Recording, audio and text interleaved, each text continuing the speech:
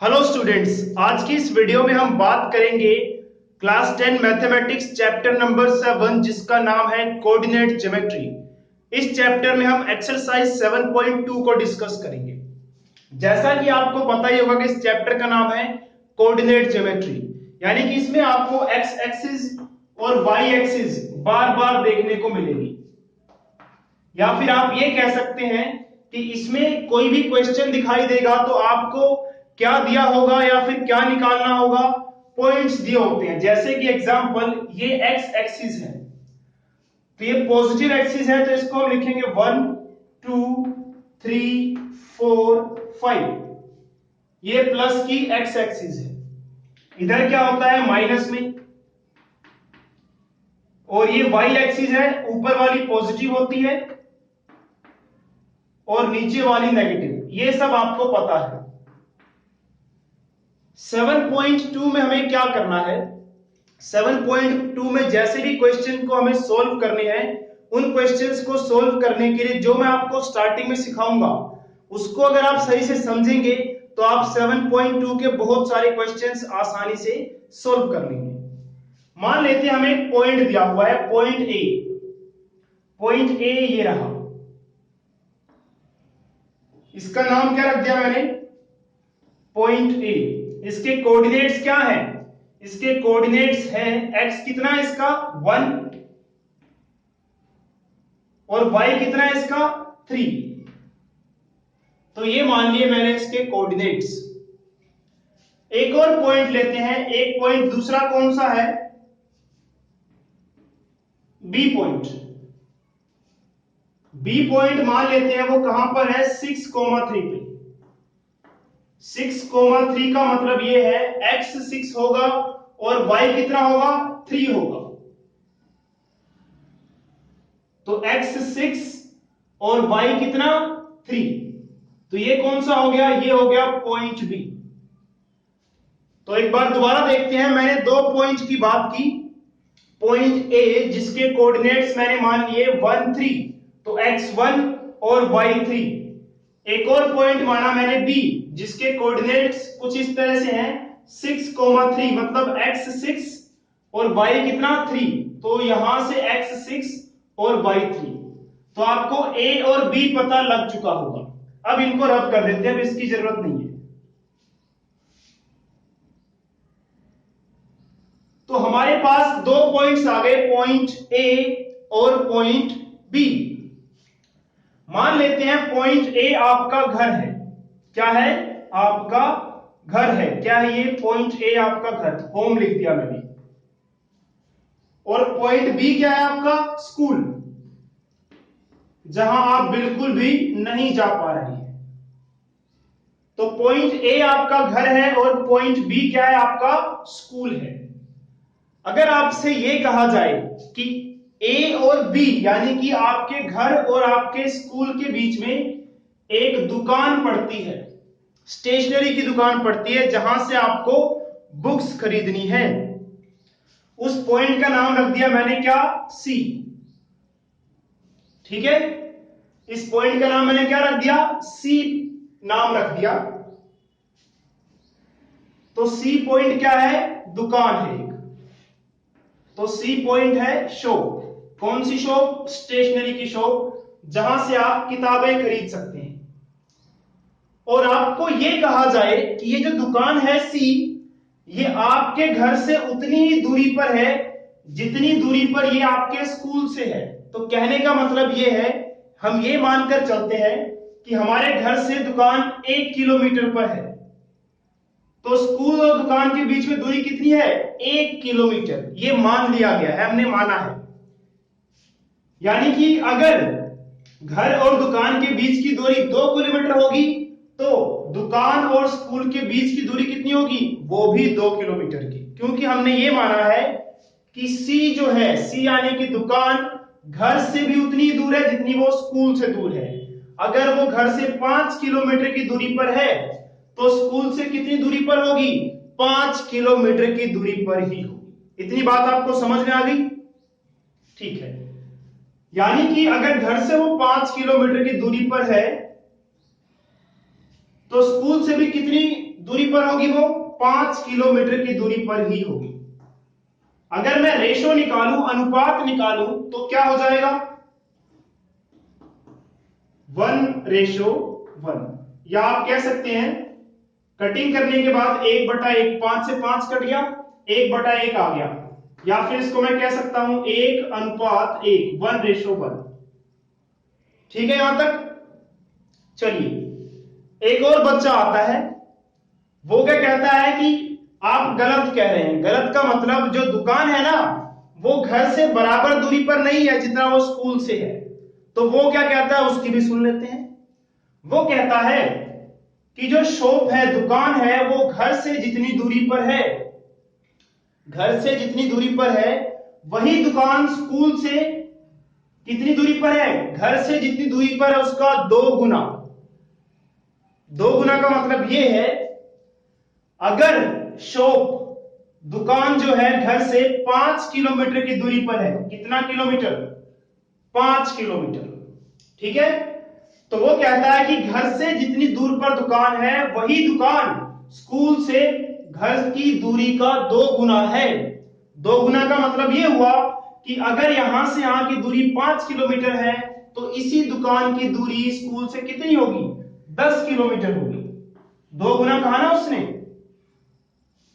अगर 3 गुना कहता तो ये 5 और ये कितना होता? 5 का 3 गुना, 5 5 5 यानी कि 15। तो फिलहाल हम 2 गुने की बात करते हैं, यानी कि जो शॉप है वो होम से, घर से कितनी दूरी पर है?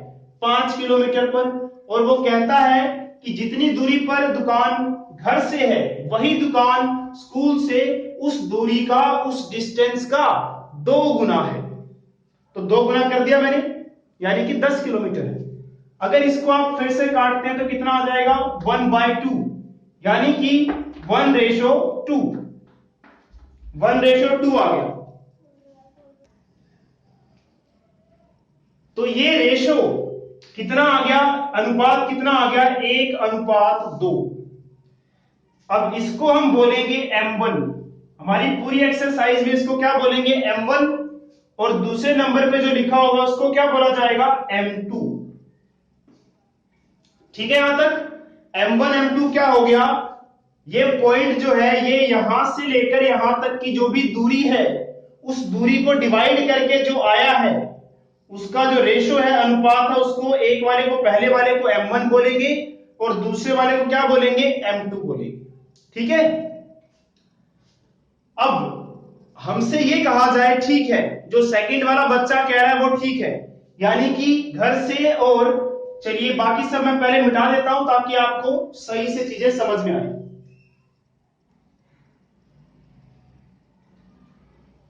अब अगर हमसे ये कहा जाए, यहां इतना तो हमें पता लग गया कि दुकान जो है घर से 1, ये 1 दिख रहा है ना, और यहां से कितनी दूरी है? डबल है। इस 1 और 2 का मतलब ये नहीं है कि यहां से यहां तक का 1 किलोमीटर है और यहां से यहां सिर्फ 2 किलोमीटर, ऐसा नहीं है। इसका मतलब ये हुआ कि यहां की दूरी अगर 1 है तो यहां की दूरी क्या होगी? डबल होगी। अगर यहां 5 होगा तो यहां डबल यानी कि 10 होगा। अगर ये दूरी 10 किलोमीटर होगी तो डबल यानी कि 20 होगा। ठीक है, तो हमारे पास M1 कितना आ गया? जैसे कि यहां मैंने लिखा है 1, और M2 कितना आ गया? 2। उसके बाद अगर हमसे तीसरा बच्चा आकर कहता है कि मुझे शॉप के कोऑर्डिनेट्स बताओ। शॉप के कोऑर्डिनेट्स का मतलब है, ये जो शॉप है ये कौन है? ये C है। तो ये बताओ इसका x पॉइंट कितना होगा और y कितना होगा। क्या निकालना है हमें? C यानी कि शॉप के कोऑर्डिनेट्स, यानी कि उसका x कितना होगा और उसका y कितना होगा। तो ये x और y निकालने के लिए हमारे पास एक फॉर्मूला है। अगर आपको x निकालना है, C पॉइंट का x निकालना है सिर्फ, उसके लिए आप फॉर्मूला लगाएंगे M1x2 plus M2x1 upon M1 plus M2। ठीक है, उसके बाद अगर आपको इसी शॉप का y भी निकालना है, क्योंकि तीसरा बच्चा क्या कहता है? मुझे शॉप के कोऑर्डिनेट्स पता करने हैं, यानी कि इसका x भी चाहिए मुझे और y भी चाहिए। तो सेम जैसा x का फॉर्मूला है वैसा ही y का फॉर्मूला, बस आपको क्या करना है, m1 जहां जहां x है वहां y भरते जाइए, अपने आप फॉर्मूला याद हो जाएगा।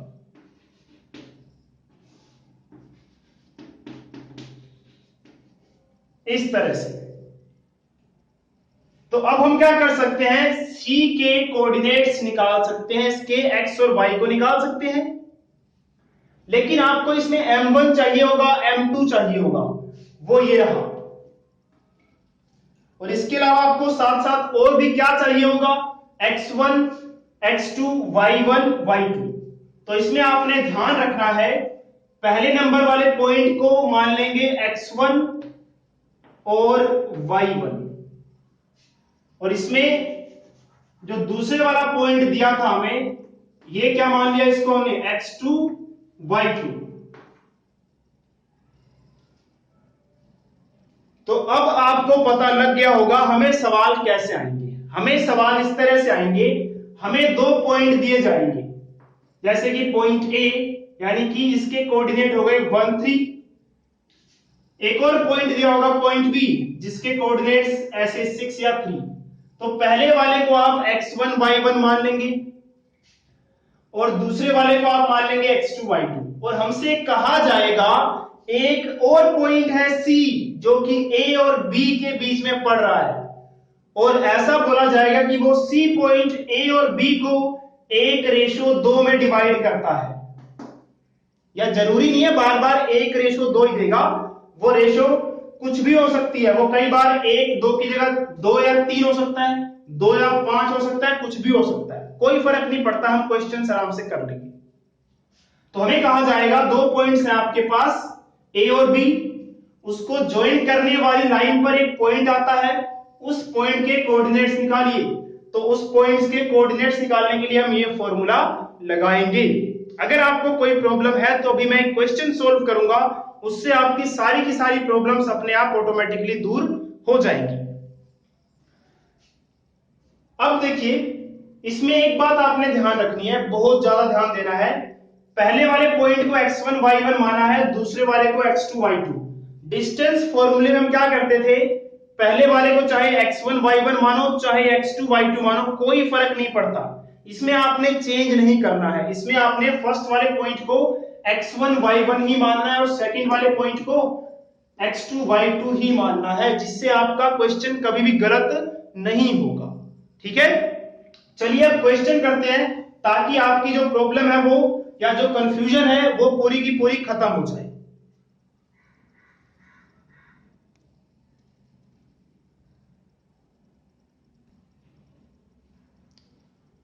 तो बोर्ड पर आपको एक्सरसाइज 7.2 का क्वेश्चन नंबर 1 दिख रहा होगा। चलिए इसको समझते हैं। क्वेश्चन आपने समझ लिया, फिर सॉल्यूशन ढूंढने में बिल्कुल भी प्रॉब्लम नहीं होने वाली है। फाइंड द कोऑर्डिनेट्स, हमें क्या करना है, कोऑर्डिनेट्स निकालने हैं किसके, ऑफ पॉइंट, एक पॉइंट के, विच जो कि क्या करता है, डिवाइड करता है। डिवाइड यानी कि विभाजित, बांटना, जो कि डिवाइड कर रहा है जॉइन ऑफ, जॉइन मतलब क्या होता है, जोड़ना। तो वो क्या कहता है कि कोऑर्डिनेट्स निकालो उस पॉइंट के जो कि डिवाइड कर रहा है इन दोनों के जॉइन को। कहने का मतलब ये हुआ कि एक पॉइंट का हमें कोऑर्डिनेट निकालना है, और वो पॉइंट क्या कर रहा है, वो पॉइंट हमारे पास एक ये दिया हुआ है -1, 7, और दूसरा दिया हुआ है 4 -3। तो ये दो पॉइंट दिए हुए हैं, ठीक है। इसके जॉइन को, जॉइन का मतलब जोड़ दिया, जोड़ दिया मैंने। तो वो क्या कह रहा है कि कोऑर्डिनेट्स निकालो उस पॉइंट के जो कि क्या कर रहा है, जो कि डिवाइड कर रहा है। किसको डिवाइड कर रहा है, इन दोनों को ज्वाइन किया गया। इसी जो इन दोनों पॉइंट्स को ज्वाइन करके जो लाइन बनी है, इस पर कोई पॉइंट है, मान लेते हैं ये पॉइंट हमारा ए हो गया, ये पॉइंट बी हो गया, और ये पॉइंट क्या हो गया, सी, यानी कि वही शॉप, याद है ना, ये घर हो गया, ये स्कूल हो गया और ये शॉप हो गई। और रेशो क्या है, 2:3, यानी कि ये 2 और ये 3। ठीक है। यहां पर सबसे पहले हम क्या करेंगे, और हमें इस C के पॉइंट्स निकालने हैं। फाइंड द कोऑर्डिनेट्स, कोऑर्डिनेट्स यानी कि x और y निकालने हैं। किसके निकालने हैं? उस पॉइंट के जो कि डिवाइड करता है इन दोनों के जोइन को। किस रेशो में? 2:3 में। तो हमें इसका x चाहिए और इसका y चाहिए। तो चलिए देखते हैं कैसे निकालेंगे इसको हम। सबसे पहले हम लिख लेंगे x1 कितना है हमारा। इसको मान लेते हैं x1 y1। मानना क्या? पहले वाले को x1 y1 मानना है, दूसरे वाले को आप x2 y2 मानेंगे। x1 कितना हो गया? माइनस का 1। y1 कितना हो गया? सॉरी, x1 कितना हो गया? -1। y1 कितना हो गया? 7। x2 कितना हो गया? x2 हो गया हमारे पास 4 और y2 कितना हो गया? -3। और हमारा m1 2:3 था ना, तो पहले वाला होता है m1 और दूसरे वाला m2। तो m1 कितना हो गया हमारे पास? 2 और m2 कितना हो गया? 3। ठीक है। अब हमें C के कोऑर्डिनेट्स निकालने हैं, यानी कि x और y निकालना है। तो पहले x निकालते हैं। x निकालने का फॉर्मूला क्या है हमारे पास? इसको साइड में कर देते हैं। x निकालने का फॉर्मूला हमारे पास है x is equal to m1 x2 plus m2 x1 upon m1 plus m2। बस ये ध्यान रखना है, यहां 1 2 होना चाहिए। यहां 1 है तो यहां 2, यहां 2 है तो यहां 1। चलिए अब वैल्यू करते हैं इसमें। इसको मैं रब कर देता हूं ताकि वैल्यू कर सके हम। चलिए पहले यहां पे एक पॉइंट लिख लेते हैं, एक लाइन आ जाएगी आराम से। m1 की वैल्यू कितनी है हमारे पास? 2। x2 की वैल्यू कितनी है हमारे पास? 4। तो ये m1 हो गया और साथ में x2। x2 कितना आ गया हमारे पास? 4। उसके बाद क्या है? Plus m2। m2 हमारे पास है 3, x1 माइनस का 1। और ये लाइन लगा दो उसके बाद, और नीचे क्या है? m1 plus m2। ये फॉर्मूला है, इसको मैं बॉक्स में कर देता हूं यहां पे।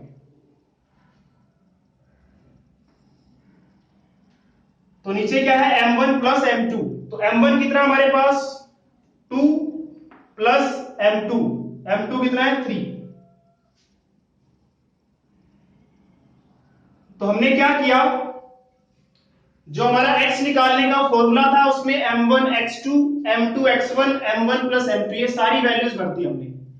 वैल्यूज भरने के बाद इसको सोल्व कर देंगे और हमारा आंसर आ जाएगा।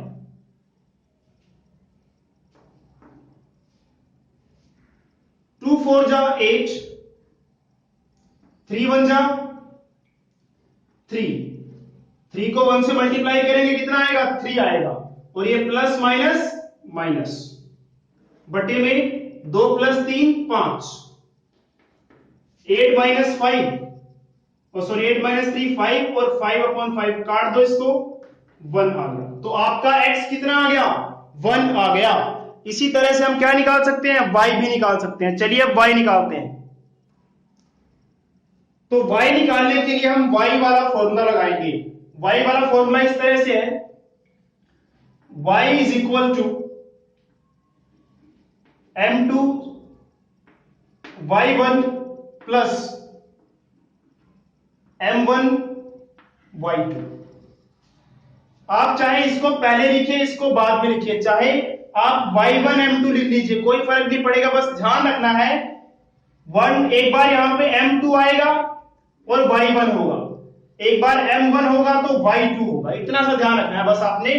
फॉर्मूला कई बार आपको ऐसे दिखाई देगा y1 m2, कोई फर्क नहीं पड़ता। बस ध्यान क्या रखना है, m अगर 2 है तो y1 होना चाहिए, m अगर 1 है तो y2 होना चाहिए बस। अपोन में m1 प्लस m2। चलिए अब वैल्यू करते हैं। सबसे पहले m2 की वैल्यू कितनी है? 3। y1 कितना है हमारे पास? 7। तो इस तरह से आप ब्रैकेट लगा लीजिए, ब्रैकेट का मतलब होता है मल्टीप्लाई। फिर क्या है? प्लस, ये प्लस लगा दिया। m1 m1 कितना है हमारे पास 2, y2 कितना है हमारे पास माइनस का 3 upon m1 plus m2, m1 कितना हमारे पास 2 प्लस m2 कितना हमारे पास 3, 3 7 जा 21, 2 3 जा 6, और ये प्लस और ये माइनस, प्लस माइनस माइनस का निशान आएगा, 2 को 3 से मल्टीप्लाई करेंगे 6, और ये प्लस माइनस माइनस, नीचे 2 और 3 कितना हो जाएगा ये 5, 21 माइनस 6 कितना हो जाएगा ये 15 अपॉन 5, 3 आ गया। तो हमारा जो सी पॉइंट था जिसके एक्स और वाई निकालने थे, तो अभी आंसर आपको ऐसे नहीं छोड़ना है, आंसर आपको पूरा कंप्लीट लिख के छोड़ना है। तो अब आप कह सकते हैं जो आपका पॉइंट है सी, उसका एक्स और वाई क्या होगा, 1 एक्स आया था और वाई कितना आया था 3। तो ये हमारा आंसर है, सॉल्यूशन, फाइनल आंसर। ठीक है, ये हमारा फर्स्ट क्वेश्चन हो गया। चलिए बात करते हैं 7.2 क्वेश्चन नंबर 2 की। इसमें कहा गया find the coordinates of point. इसमें भी क्या करना है, एक पॉइंट के कोऑर्डिनेट्स निकालने, यानी कि एक्स और वाई निकालना है।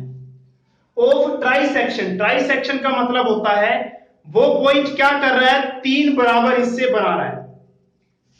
Of line segment joining 4 -1 -2 -3।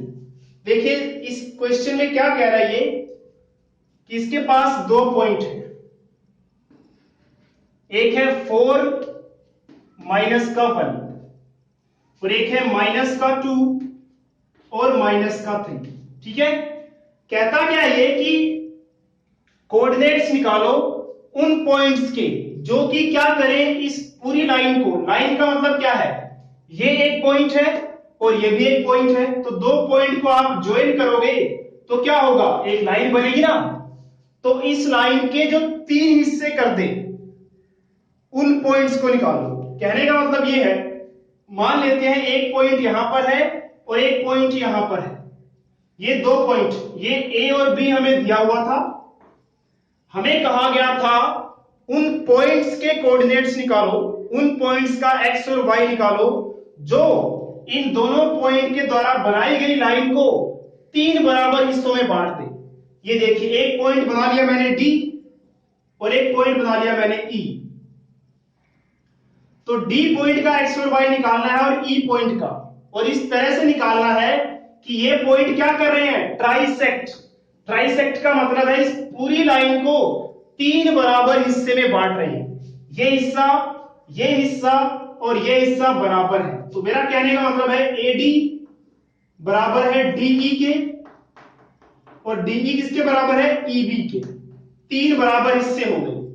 ठीक है, तो इन पॉइंट्स ने क्या किया, इस लाइन को 3 बराबर हिस्सों में बांट दिया।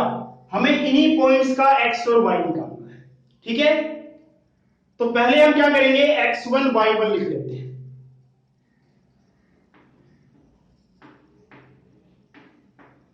x1 y1,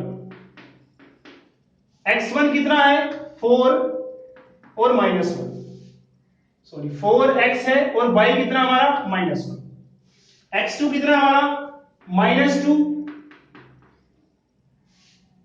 और y2 कितना है -3। x1 y1 x2 y2 लिख दिया। मुझे क्या निकालना है, d का x निकालना है और y निकालना है। ऐसे ही e का भी x और y निकालना है। तो पहले हम बात करेंगे d की, e को भूल जाते हैं थोड़ी देर के लिए।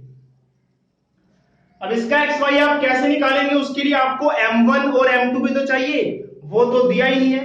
दिया है, टेंशन ना लो, वो कैसे पता चलेगा। हमें पता है कि ये हिस्सा और ये हिस्सा तीनों बराबर है। अगर ये हिस्सा 1 है तो यहां से यहां तक ये भी हिस्सा 1 होगा और यहां से यहां तक ये भी हिस्सा कितना होगा, 1। तीनों ही क्या है, बराबर बराबर। कितना मान लिया मैंने उसको, 1 1 1। तो इस साइड कितना पड़ रहा है, 1, और इस साइड कितना पड़ रहा है, 1 और 1 कितना हो गया, पूरा 2 हो गया।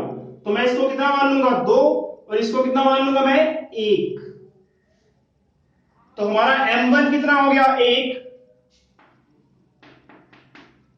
और m2 कितना हो गया 2, क्योंकि इधर एक हिस्सा पड़ रहा है जो कि इधर कितना पड़ रहा है 2 बराबर हिस्से, तो 2 मतलब पूरा 1 + 1 2, तो m1 भी आ गया और m2 भी आ गया।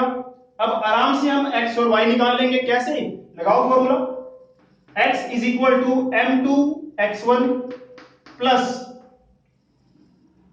m1 x2 upon m1 plus m2 बराबर m2 कितना है हमारा, m2 है 2 लिख दिया, x1 कितना है हमारा 4 लिख दिया, प्लस m1 कितना है हमारा m1 1 है, x2 कितना है हमारा -2 upon m1 plus m2, m1 कितना है 1 प्लस m2 कितना है 2, 2 4 जा 8 प्लस 1 2 जा 2 कितना हो जाएगा 2 प्लस और माइनस 1 + 2 कितना हो जाएगा 3, 8 - 2 कितना हो गया 6 अपॉन 3।